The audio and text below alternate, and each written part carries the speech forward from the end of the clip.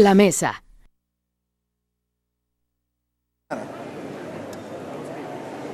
Estamos de regreso en La Mesa hablando del rock argentino, del rock mexicano, ida y vuelta. Alejandro Markovich, Alonso Arreola, Álvaro Abiti en La Mesa, desde la FIL. Nos quedamos antes del corte en el tema de qué pasaba a principios de los 70 con el rock en Argentina y qué pasaba con el rock en México. La conclusión hasta ahorita ha sido que no había en ese momento un movimiento de rock consolidado en México, estaba surgiendo. En Argentina ya lo había, y lo había muy consistentemente, y ya decían algo. O sea, desde entonces había una necesidad de decir algo, ¿no? Esta actitud del rockero que pretendía decir algo, sin ser Bob Dylan y Leonard Cohen quizás, ¿no? Sin la búsqueda del cantautor a través del rock, pero sí las bandas decían algo. Eso es como un fenómeno que a mí siempre me ha maravillado. Supongo que tiene que ver con que es un pueblo, el argentino es un pueblo que leía mucho, que sufría mucho, ¿no? Un pueblo también joven, generado por estos viajes europeos a la América, y nosotros en una contención en ese entonces política y mediática muy fuerte. Y con la cercanía permanente con Estados Unidos, ¿no? Sí.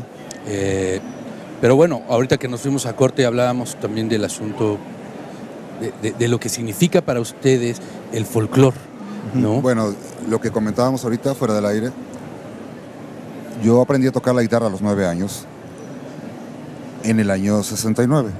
Y mi maestro, la primera canción que me enseñó fue una canción de Atahualpa Yupanqui. Y Atahualpa, según tu definición de rock, pues podría ser un rockero porque una gran parte de sus canciones eran de protesta, de dolor, de la gente de la pampa solitaria, de la gente que, como decía él, las penas son de nosotros, las vaquitas son ajenas. ¿No? Eso es rock. Eso es rock and roll. Ese es nuestro verdadero. Ese es el rock and roll entonces, en su origen. Charlie, Cerati, yo y toda esta generación, porque aparte Cerati tenía la misma edad que yo. Sí. Entonces estamos hablando de la misma generación. Claro. Y Charlie un poquito más arriba. Sí. Crecimos no solamente escuchando folclore, sino tocándolo. Fito. Y Fito probablemente también. Sí. O sea, para nosotros el folclore es parte de nuestra cultura cotidiana. O sea, de las canciones que yo aprendí a tocar en la guitarra, una gran mayoría eran folclóricas. Para claro, nosotros además escuchas a tipos como León Gieco, Lito Nevia y todo, y también sientes ese asunto, también. lo sientes ahí, ¿no? Y nunca negaron a todos ellos. Y nosotros, nuestro folclore es un folclore negado.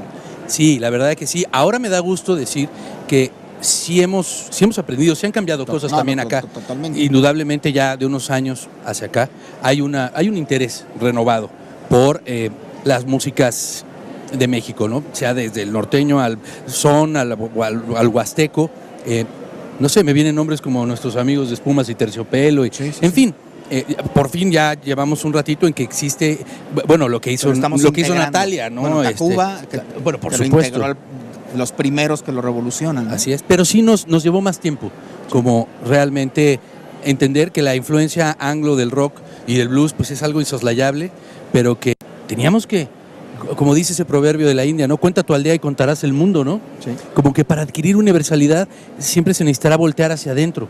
Y yo creo que el rock argentino hizo eso bastante bien. Totalmente. ¿No? Incluso siguiendo fórmulas de rock muy clásico, ¿no? Sí. Y si tú le preguntas a los rockeros mexicanos qué escuchaban en su primera infancia, en el inicio de su adolescencia, va a haber una lista de discos norteamericanos e ingleses increíble, y es muy improbable que te encuentres quizás 1 o 2 figuras en español. En el caso de usted estaba más equilibrado, ¿no? Así como ya a Pink Floyd. Bueno, lo que decías también fuera del corte, que es bien interesante en términos de las políticas culturales.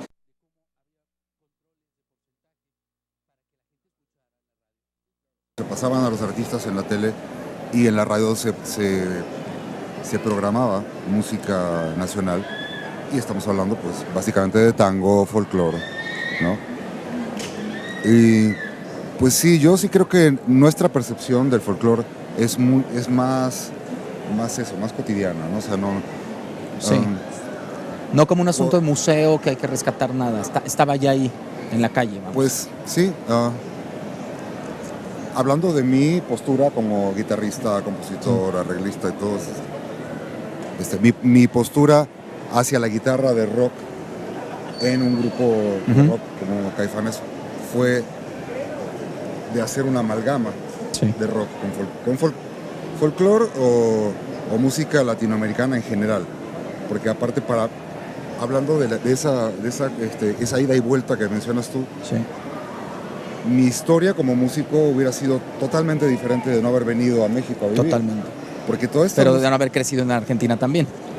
Sí, exacto. Sí, es como... Sobre todo de mirar a Argentina desde México, ¿no? Exactamente. Sí, claro. Sí, porque mi mirada de México como extranjero es muy peculiar.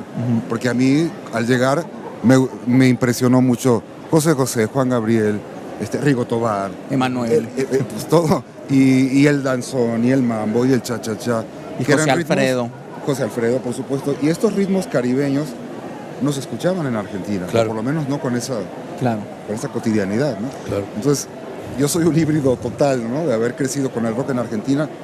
Cuando llegué a México, por cortesía de un amigo argentino que recibía discos argentinos de estos grupos que mencionabas después, La Máquina de Hacer Pájaros, Cero Girán, etcétera, discos después de la dictadura, yo los conocía por esta migración Sí, claro. de discos y demás, ¿no? Y mi concepto de rock argentino ya se volvió como algo cada vez más distante y empecé a meterme cada vez más en la música mexicana. Que ya estamos llegando a ella, pero ¿sabes qué? Ahora que mencioné a José Alfredo, sí tuvimos un antes. O sea, un Agustín Lara y un José Alfredo haciendo rock a todo lo que da. Bueno, es que nuevamente... ¿Estás de acuerdo o no? Claro, si pensamos nuevamente en las posibilidades que tiene el concepto de rock and roll, Claro. ¿no? Y lo que puede cobijar, pues claro que sí, ¿no? Incluso Rigo, ¿no? Podría entrar ahí. Rigo. Es más, bueno, ¿qué actitud más rock and rollera, mis estimados, que la de José José? Exactamente. Y hay que decir algo. Las bandas que mencionaste, e incluso si piensas justamente en el cha-cha-cha, el mambo, etcétera, Pérez Prado, realmente teníamos grandes exponentes y grandes intérpretes. Pero en México, mucho del movimiento de rock tenía que ver con negar eso. Totalmente. O sea, el nacimiento en México, a diferencia de Argentina, tenía que ver con negarlo, Sí. ¿no? Y poco a poco se han ido haciendo las paces. Pero creo que es un asunto importante porque muchas de esas estrellas estaban ligadas a un sistema, a un establishment, contra el que entonces se luchaba desde abajo. Y entonces ahora sí que arrasabas parejo. Y costaba trabajo que alguien aceptara las capacidades interpretativas de un tipo como José José, cuando que era innegable el asunto, ¿no? Totalmente. Ahora, esto que dices tú lo sintetizaba muy bien el Loti, ¿te acuerdas? Ah, claro. Pero también en el Loti estuvo Jaime López. Hombre, claro que Y se también llevó... estuvo Alejandro Filio. No, claro. Y además Jaime López... ¿Tú te acuerdas de Loti? Justo. Para. Hombre, además, Jaime se aventó ahí uno de los grandes momentos de la televisión mexicana, ¿no? Totalmente, pero fíjate que freak el asunto. Ah, no, muy freak. No, pero entonces el Loti sintetiza todo lo que estamos diciendo. Eso era México. Eso era la industria de la música entonces. Viene un quiebre en donde ya se comienza a acercar ahora sí el contrapunto entre Argentina y México con la canción en el rock. Ya hasta finales de los 70, principios de los 80, quizás, ¿no? Donde los hoyos funky sí estaban a todo lo que da. Figuras en extremo underground, que además algunas ni siquiera grabaron discos jamás. O uno, como Rodrigo, ¿no? Porque también es cierto que hay una vena ahí muy importante con lo que muchos llaman la onda rupestre o la cosa de la periferia, Katana. que claro, ¿no? Que es innegable, que llevan muchísimos años dándole muy duro, ¿no? Sí, entonces quizás hemos sido injustos con esa historia como país, en términos de que pasamos de largo ante todos estos personajes. Rodrigo se mitifica pues con su muerte prematura como artista. Lo que pasa es que también realmente no había ni foros ni una industria que medianamente los hiciera visibles, ¿no? Sí. Y tú mencionabas hace rato algo importante, de pronto desde un escritorio, desde una disquera, ¿no? BMG, sí. Es que entonces se etiqueta algo que puede ser un negocio, ¿no? Sí. Y sí, sucede, ¿no? Y es donde viene ya la historia de todos ustedes. Pero eso es un poquito después, porque no quisiera tocarlo hasta el próximo corte para dejar en suspenso a nuestros televidentes y radioescuchas. Pero ya vamos a ir a corte o no. Por ahí vi aún hay más como, pues Raúl Velasco también. Pues ¿qué queríamos si era el semidios de la pantalla? Ustedes llegaron ahí varias veces a Siempre en Domingo, ¿no? Veces, sí, claro. Yo he visto varios videos en los que se me hace muy gracioso ver a los Takú, a todos. Porque este fenómeno del rock en tu idioma sí es una decisión de escritorio, pero ya estaba dada. No, por supuesto.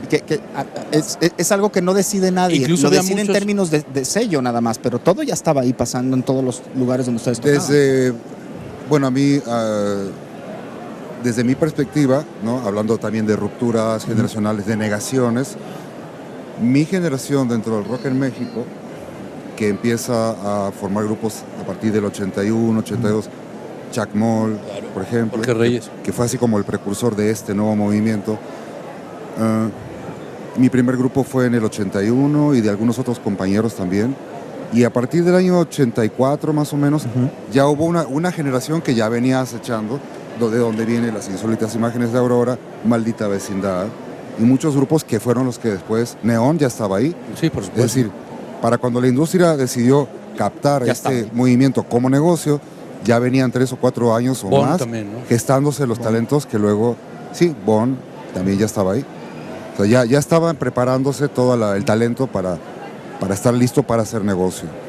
Y que además explotó de una manera insólita para la industria Pero en lo Latinoamérica. de la negación, no solamente era negar a José José, el Mambo, todo esto, sino también había que negar la actitud de la generación de Avándaro, que Claro. estuvo Cierto. coartada, reprimida durante 10 años, y nuestra generación estaba fresca. Claro. No traía cargando ese costal de frustración, de negación, de nada, sino fue como salíamos con ingenuidad a Cierto. tocar en lugares donde no había ni 20 personas, pero no nos importaba, por no decir que nos valía madres, en la historia de Avándaro y todo eso, porque no la traíamos a cuestas. Fíjense lo importante que entonces ahí es donde inicia esto que vamos a contar en cuanto regresemos de este corte. Estamos en la mesa desde la FIL y regresamos en unos minutos.